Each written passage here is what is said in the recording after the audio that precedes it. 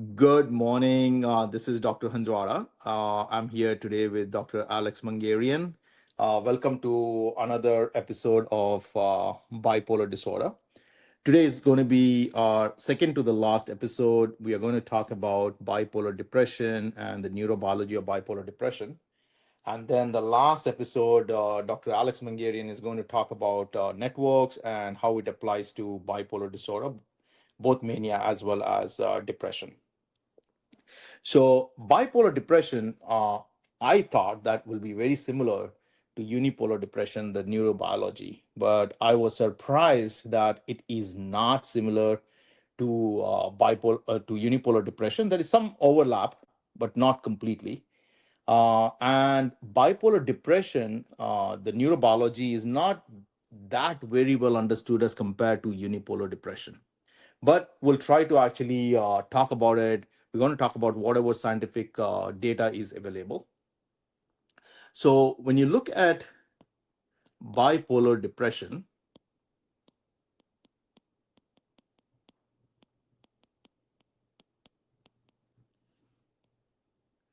two things that popped up during the research.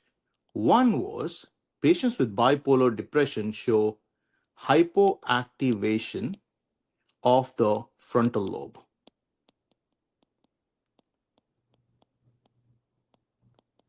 especially the dorsolateral prefrontal cortex, the ventrolateral prefrontal cortex, which has the inferior frontal gyrus.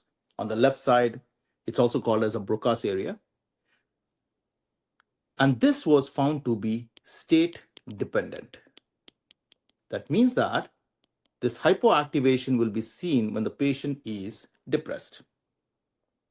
As we all know, the frontal lobe, especially the dorsolateral prefrontal cortex and the ventrolateral prefrontal cortex, is responsible for the top down control of emotions as well as attention, right? So it's responsible for top down control, or we also commonly call this as cognitive appraisal. What it means is that cognitive appraisal means restructuring a negative thought process.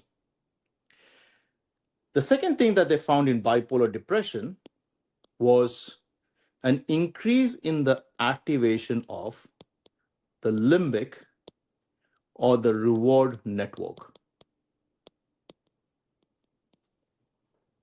which in turn is responsible for affective as well as autonomic regulation, right? And this in turn is responsible for the emotional dysregulation that we usually see.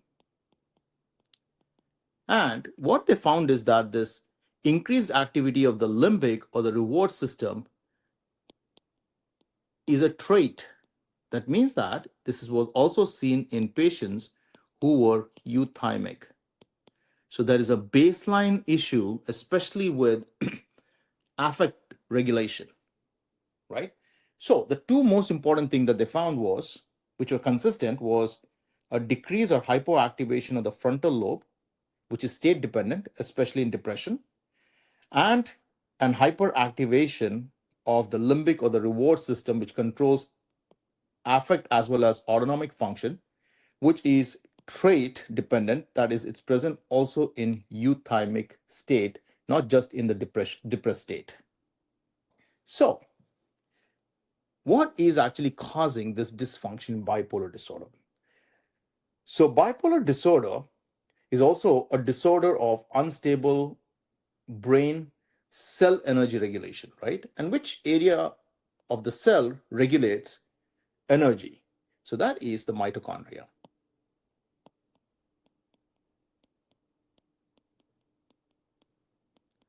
So, patients with bipolar disorder has a dysregulation of the mitochondria, as well as issues, especially with the calcium signaling. And we all know that mitochondria requires calcium signaling, right? So, what the research data found was there's an increased activation of the mitochondria, especially in manic episode. And we talked about this in our previous episodes that in patients with mania, there was an increase in the plasma level of uric acid, right?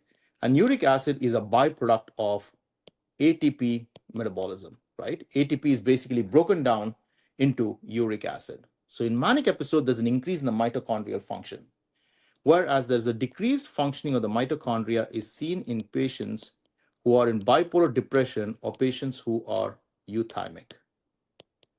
So these patients already have an unstable mitochondrial functioning, which in turn destabilizes under stress, right? And we know that patients with bipolar disorder, they do decompensate under stress, right? Now, stress can also cause issues, especially with your circadian rhythm, right? It will basically destabilize your circadian rhythm as well as can also cause activation of the HPA axis, right? So, what the research data shows is that patients with bipolar depression, they usually see a 4 to 5 hour delay, especially in cortisol peak as well as the clock gene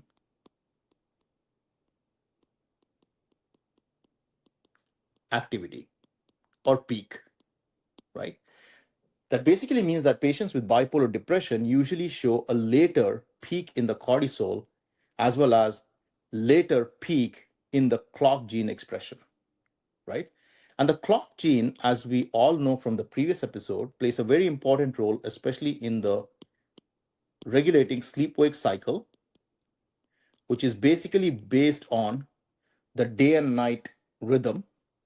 It is also responsible for hormone secretion, plays a very important role in thermoregulation, as well as metabolism, right? So all these things will show a phase delay in patients with bipolar depression. That means that bipolar depression, usually you see hypersomnia, right?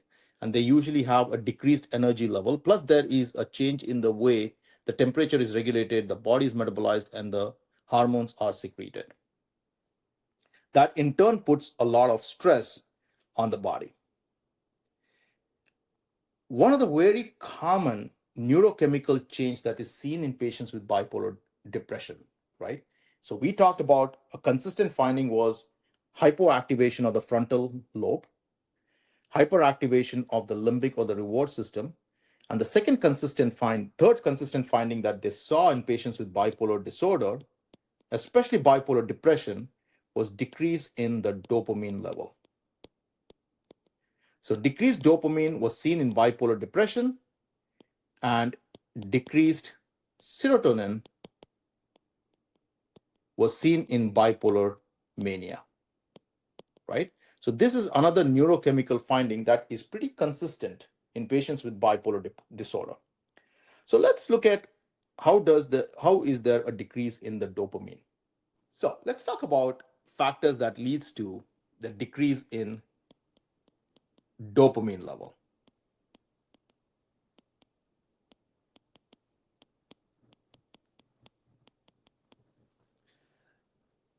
So what happens is stress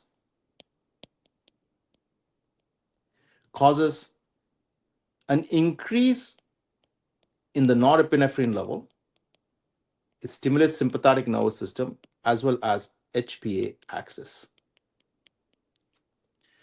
So what the research data found is that under stress, there is a decrease in the activation of Th1 helper cells. And the Th1 helper cell, when the activity is decreased, and this is especially because of the effect of norepinephrine on beta 2 adrenoreceptors on these Th1 cells. And there is an increase in the activity of Th2 cells. So the ratio of Th1 and Th2 cell is turned more towards the Th2. Decreased activation of the Th1 cell can also lead to reactivation of herpes simplex virus, cytomegalovirus, toxoplasma, etc. All these things will stimulate production of inflammatory cytokines. So inflammatory cytokines like IL-1 and tumor necrosis factor alpha has been found to actually cause an upregulation of P38 MAP kinase, that is mitogen activated protein kinase. What they do is they in turn will cause upregulation of monoamine transporters. And one of these monoamine transporter is norepinephrine transporters. And we all know that in the prefrontal cortex, the norepinephrine transporter is responsible for reuptake of dopamine as well as norepinephrine. So basically, this particular process can cause a decrease in the dopamine level, which we usually see in patients with bipolar depression. Plus, what stress cytokines also do is that, so cytokines as well as glucocorticoids can also stimulate an enzyme that will convert tryptophan, which is a substrate for serotonin, into kynurenine.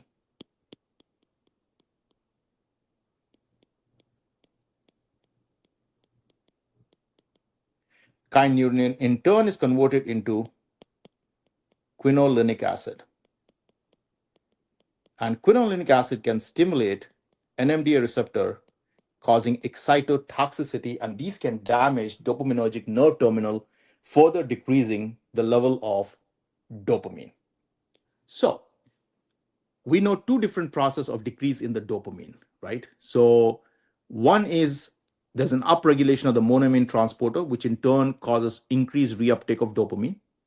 And the second thing is cytokine and glucocorticoids can cause the conversion of tryptophan into kynurenine, into quinolinic acid, stimulation of the NMDA receptor, and damage to the nerve terminal. And recurrent episodes of depression and mania in turn actually causes microstructural damage to the white matter tract, right? So it does actually lead to residual symptoms. So a lot of there's a literature actually on unified model of bipolar depression where they compare bipolar disorder with multiple sclerosis because it's a relapsing remitting kind of illness like MS. Now, the another theory behind decrease in the dopamine level is stress.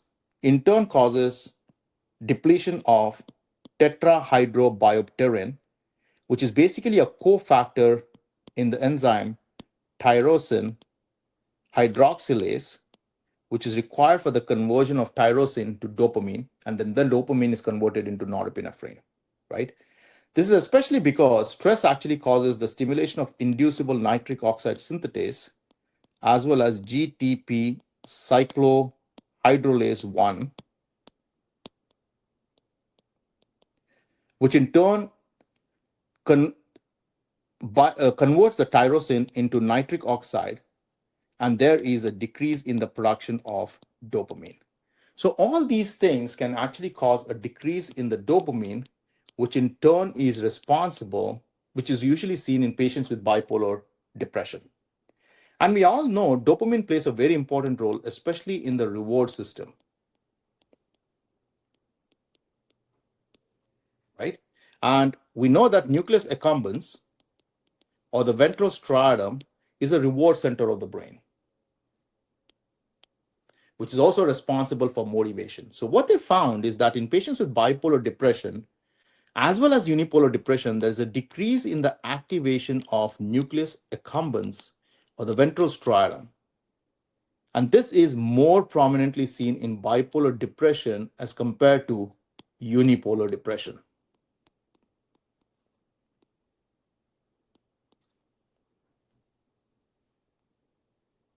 Right? So let's take everything together. So what we found is that there's a decrease in the activation of the frontal lobe, And the dorsolateral prefrontal cortex, in turn, is a part of the central executive network. So if the central executive network is not functioning well, there will be a problem, especially with your executive functioning, with your attention, with your working memory, right? Abstract thinking, etc. Now, what happens is that if your central executive network is not functioning well, then the network is basically stuck in the default mode network, right? Because as we know, salience network is responsible for switch between the default mode network and the central executive network. So when there is a behaviorally relevant or a salient environmental stimuli, the salience network will inhibit the default mode network and will engage the central executive network, right? And amygdala, which is one of the limbic system, right, is also a part of the salience network. And we know that there is an increased activation of the limbic or the reward network in patients with bipolar depression, right? So what happens is that since the central executive network is not able to engage, we are stuck in the default mode network. And we know actually from our depression talk that when you are stuck in the default mode network, it leads to a lot of rumination, right? And this is an inward network, right? It's responsible for the self-referential thought process. And that's why the rumination is usually over the negative thoughts. There's a lot of other stuff actually in bipolar depression, but there is not enough data, so we are not going to talk about it. So just to summarize, the things that I would like the audience to remember that is consistent according to research data is in bipolar depression, there is a decreased activation of the frontal lobe, increased activation of the limbic or the reward system, especially the amygdala as well as the hippocampus, right? Uh, there is a decrease in the dopamine, that is a neurochemical finding that has been pretty consistent in patients with bipolar depression. Now, bipolar depression is something that I want the listeners to take very seriously because most of the suicide in patients with bipolar depression happens when they are in a depressed state or they are in a mixed state, right? And we all know that when you look at bipolar 1 disorder, the ratio of depression to mania is 4 to 1. Whereas when we look at bipolar 2 disorder, the ratio of depression to mania is 40 to 1. So patients with bipolar 2 disorder spend more than half of their life, especially in a depressed state, right? And that's why the suicide risk is very high in patients with bipolar 2 disorders. So a lot of times there's a misconception that bipolar 2 disorder is a minor variant as compared to bipolar 1 disorder, but that is not true, right? Because most of the suicide happens when the patient is depressed or mixed state. And when you look at bipolar 2 disorder, they spend so much time in depression. And that's why treating the bipolar depression is extremely important. Um, thank you for listening. And I will see you guys again next week, where Dr. Alex Mangarian is going to talk about the different networks and its effect in precipitation of mania as well as depression. Thank you.